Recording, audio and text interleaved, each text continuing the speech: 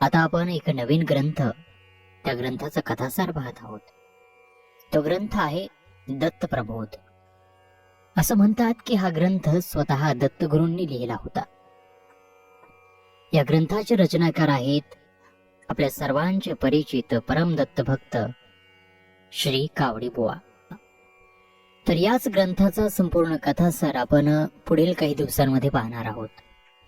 नेहमीप्रमाणेच मराठीमध्ये कथा सांगण्याचा आमचा हा प्रयत्न आहे. जसं आपण मागील कथासारांना, मागील ग्रंथांना प्रेम दिलं, तसंच हा ग्रंथ सुद्धा आपण तेवढ्याच उत्सुकतेने ऐकाल हीच अपेक्षा.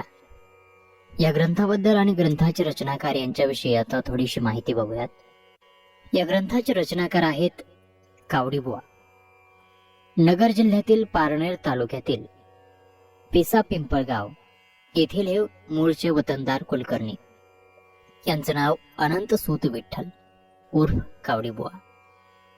कावडीबुवा हे नाव कशामुळे पडलं तर त्याचा इतिहास असा आहे की हे आईवडिलांचे भक्त होते, सेवा करायचे त्यांचे, आणि यांनी आपल्या आईवडिलांना कावडीमध्ये बसवून काशी यात्रेस नेले होते.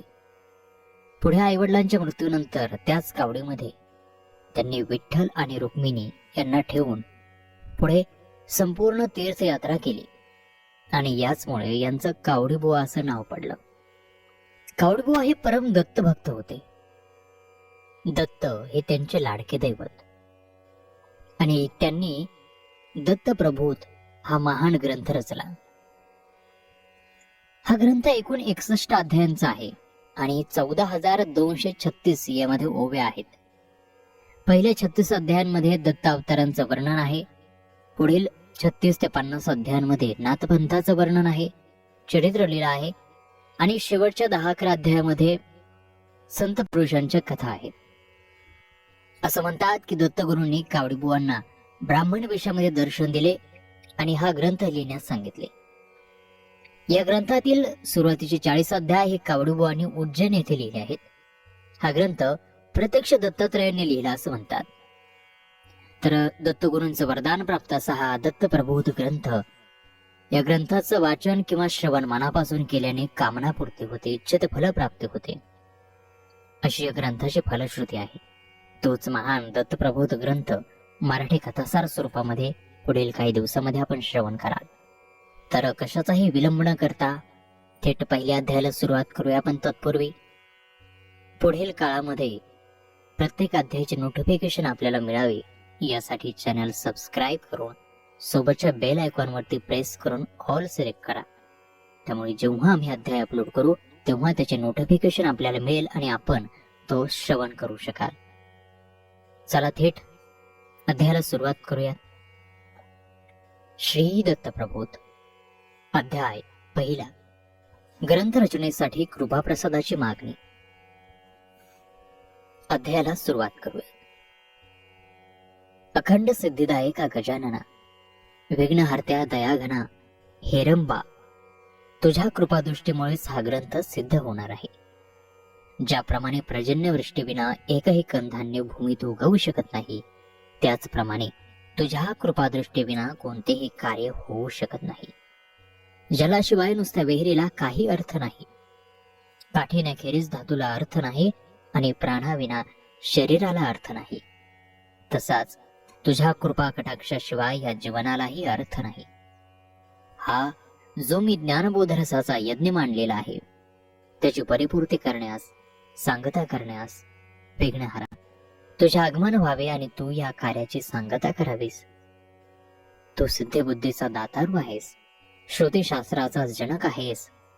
मला पामराला त्याचा आदी अंत हा कळू शकत नाही, पण एकाक्षर मंत्राच्या अनुष्ठानामुळे त्यांची थोडीफार तरी गोडी आणि गुण कळू लागले आहेत. आणि म्हणून हे सिद्धिबुद्धीच्या दातारा, माझी करुणा येऊन मला आपल्या उराशी घे. कृपादृष्टीनं पावन कर. माझ्यासारख्या पतित पामराचा उद्धार कर. आणि हा जो मी ग्रंथराजाचा संकल्प सोडला आहे, तो सरस्वतीच्याही कृपादृष्टीने संपन्न करीत सिद्धीस नेण्याचे हे मूषक वाहना, तू सत्वर ये. दीन दुर्बळांची सावली, अनाथ वत्सांची माऊली, अशी जी माझी गुरु माऊली, तिलाही मी विनम्र भावानं प्रणिपात करतो आणि माझे मनोरथ पूर्ण करण्यासाठी कृपाळू होऊन माझ्या अहमबुद्धीचा विनाश करून स्नेहभरा आशीर्वाद तिनं मला द्यावा अशी प्रार्थना करतो. हे आदि अनादि विशोद्धारा सद्गुरु कृपाळा, मोक्षपदाचं गुप्तधन दाखवून आपणच मला परमपावन अशी वाट चोखायला लावली आणि या पार्थिव जगताची नश्वरता तिचं क्षणभंगुरत्वही पटवलं आहे. आणि तरीही अतिशय लीन होऊन आणखी एक मागणं आपल्यापाशी मागायचं आहे.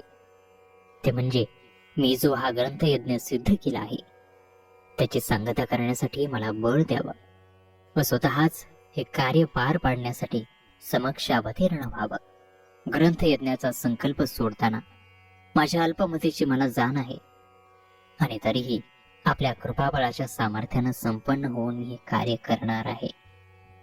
आपण म्हणाल की कितीतरी अतिरथी महारथी अशा महाकवींनी आपापल्या काव्यग्रंथाद्वारे हे तत्वज्ञान निरूपण केलं आहे आणि अखिल जगताला ज्ञानाचं भांडार खुला करून दिलं आहे.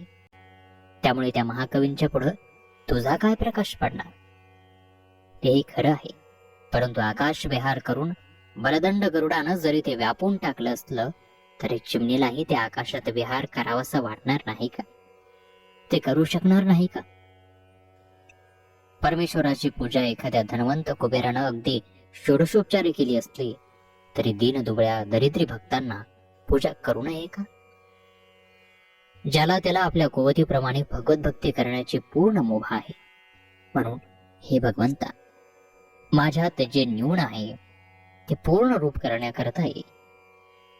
आता वंदन माता पित्यास, ज्यांनी अनेक हालअपेष्टा सोसून कष्ट यातनांना तोंड देऊन सर्व कोड कौतुक पुरविलं, प्रेमाने संगोपन केलं, पैसे वेचून शिक्षण दिलं, नावलौकिक मिळवून दिला, त्या जगदवंद माता पित्यास साष्टांग प्रणिपात. त्यांच्याही प्रेरणेनं, त्यांच्या आशीर्वादाच्या सामर्थ्यानं मी हा ग्रंथयज्ञ यथाशक्ती तडीस नेईन.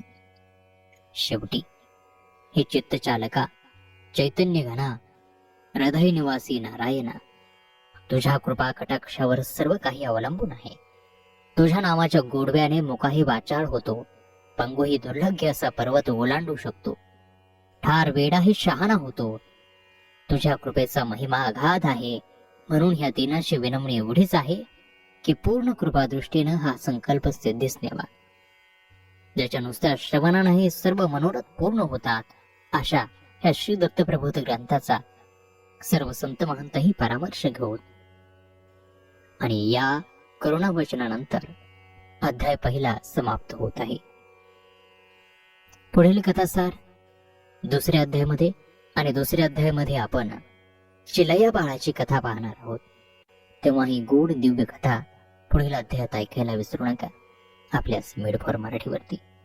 धन्यवाद. श्री गुरुदेव दत्त.